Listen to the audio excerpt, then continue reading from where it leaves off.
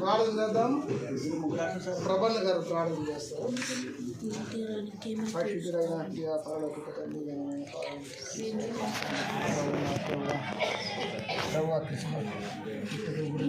హిందువులు దర్శించిన మా మధ్య ఉండి ప్రభా ఇంటికి శుభాకాంక్షలు తెలుపుతుండగా మీరు మా మధ్య ఉండి నడిపించమని అడిగిస్తున్నాను.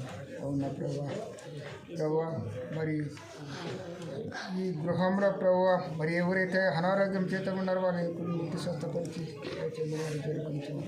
అవునా ప్రభావ వారి కలేపును ప్రభావ మరి దీవించును, వారి కుటుంబాన్ని దీవించును ప్రభావ. మరి ఎవరైతే వారి కృపలో భద్రపరిచి మరి నీవు అడుగుతున్నారో వారి మధ్య నుండి నడిపించమని యేసుతో